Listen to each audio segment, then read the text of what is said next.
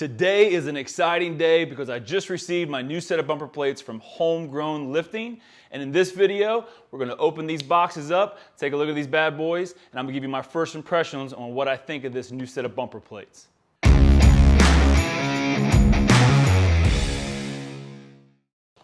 take a look at this first one. So it's a 45-pound plate. All right, let's take this guy out. So here's their 45-pound bumper plate, and their bumper plates are what I refer to as a budget-friendly plate. And what does that mean?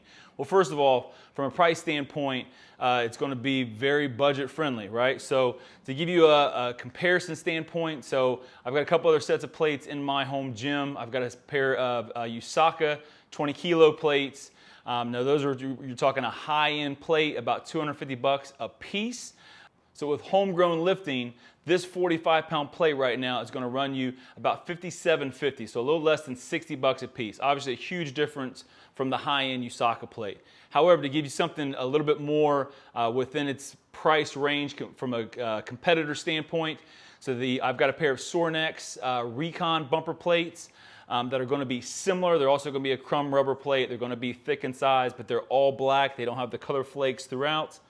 And that Sornex plate right now is going to run you about $76. So this is about $20 cheaper than that plate. And then to give you a name that you're probably very familiar with, Rogue. So Rogue's crumb rubber style plate, both their Echo plates and their the military grade plates that they have, that's a crumb rubber that's very similar to this plate. Both run about $100 a piece for a 45-pound plate. So you're talking about half, almost half of what a Rogue plate would be, way less than half of what some of your high-end bumpers are going to be, and even a Sornex bumper plate that's very comparable, even $20 less than that. So a very, very, very budget-friendly plate. The look of it, it's got a really nice look. The color flakes throughout, so all these are going to have, so the 45 right here has got a red color flake throughout it, which gives it a pretty cool look. The steel insert in the middle, so it's going to be a thin steel insert. So when you see the elite level bumper plates, you're going to see a big, thick steel insert ring that's going to help with the spin, it's going to help with the balance. Your budget-friendly plates are going to have this thin steel insert. Now, one of the issues with these kind of plates with the thin steel insert is I've had these kind of plates before where this thin steel insert can come loose, and basically once it comes loose and starts sliding out of the plate, they're pretty much trashed at that point. Now the Sornex plates I've had for a couple years now. It's held up great so far, and so time will tell how these stand up over time. But from a look standpoint, it's a pretty good looking plate for a really incredible price.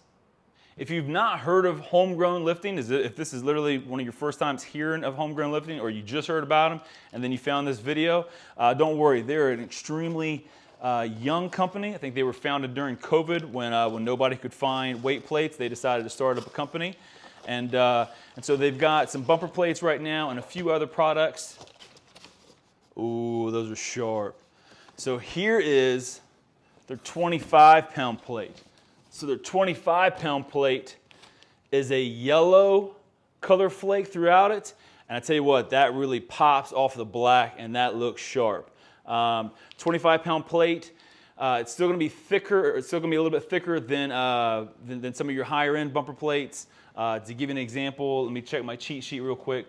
So my Usaka plate, my 10-kilo plate, which would be the equivalent of this 25 right here, 1.44 inches wide, and this is going to be 2.5 inches wide. All right, so it's going to be about an inch wider than one of your higher end bumpers. But again, that is typical and that is normal for a crumb rubber budget-friendly plate. So I will say this: one of the things I've noticed on this plate that, to be honest, I'm not a huge fan of, is there are three, where it looks like, I'm not even sure what that is, but it's three circular little notches here to where maybe they were connected to another plate, something within the manufacturing. Oh, I'm sorry, there's actually 4 of them here on the one side, not on the other side, so just on the one side. So not really sure where what these are from or why they're on there. Is it a deal breaker? Definitely not a deal breaker, but it is something I've noticed that isn't necessarily ideal, right? So that is their 25-pound bumper plate. So also in this box is their 15, and their 15 is an orange flake throughout it. And please forgive me, I am a little bit colorblind. I'm gonna say 90% sure that that's orange. But that's also a sharp looking plate. Now this 15 also has those little 4 notches on them, and I don't even know if I could maybe shave those down a little bit. But other than that, homegrown across the top. It's got the 15s here, and then made in Kentucky, made in the USA, and there's Be Great on the one side written on the plate. The Made in Kentucky school, they are all made in Kentucky, made right in the USA, which is another cool feature of them. So that's the 15. And the 10, all right, the 10-pound plate, white color flake throughout it. Again, the thin steel cut insert. This also has the 4 little knobs, I guess, is what I would kind of refer to them as. But again, all of them only on one side, not on the other side. So there you have it. So there's first look, first impression. So first impressions, they're a pretty sharp looking plate. It's a crumb rubber plate. So they're going to be a little bit thicker.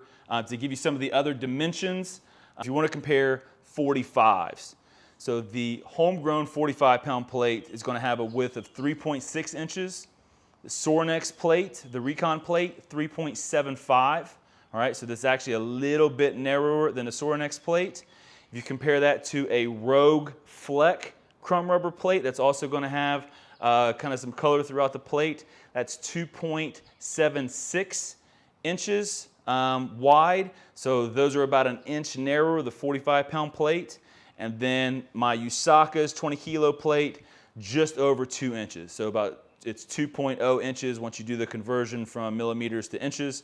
If you look at the 25s, to give you an idea of what the 25s are, so the 25s with the homegrown, it's 2.5 inches wide. With the Sorinex, 2.25 inches wide. So Sorinex is actually a little bit more narrow.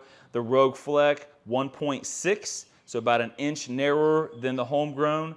And then the Usaka 10-kilo, 1.44.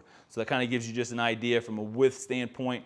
These are going to be a wide plate. Most crumb rubber plates are wider in nature, but the diameter is going to be your standard competition diameter. So once you get your plates on the bar, they're going to be the same height as all the other plates, which is really important because when you're dropping them, you want all those plates to hit simultaneously. If you've got one plate thicker than the others, then that plate is going to take the brunt of all of those drops, and it's uneven for the barbell as well. So first impression, really good looking plates. The price on them is absolutely amazing. I've not really run across hardly any plates that you can get at these price points. And now it's just a matter of let's see how they hold up. So I'm gonna put them through the ringer here for a few months, and then I'll do a follow-up about 3-4 months down the line, and I'll let you know how they're holding up. So one thing that I am noticing that I wanted to share as the more that I'm handling the plates and the more that I'm getting different videos and different shots, and the edges are not smooth. So they are crumb rubber plate, but there are different types of crumb rubber plate. So this one does not have smooth edges, and so I've got little bits of the crumb that's actually flaking off as I handle. Hopefully this is something that just kind of once they get broken in, so to speak, and the little bits that are now kind of rubbing and flaking a little bit, once that kind of settles in, we're in good shape. From a look standpoint, you can notice that the edges aren't smooth, that there is that crumbled texture to them. Now, having said that, again, for the price, as long as they don't continue to deteriorate and flake and crumb every time, and I end up with crumb all over my hands every time that I use them, as long as once they get broken in, so to speak, that's not an issue anymore, for the price, still amazing, still unbelievable, and still totally forgivable. But again, kind of like the durability with the steel insert, time will tell. We'll see how it goes. Like I said, in a couple months down the road, I'll put an update video, and once I have that update video, I'll link that down in the description. And speaking of the description, I'm also going to put links to the 4 reviews on the HortonBarbell.com as well. And I'm also going to put links down if you'd like to check these out yourself to Homegrown and to Amazon where you can pick up a pair. Thanks for watching.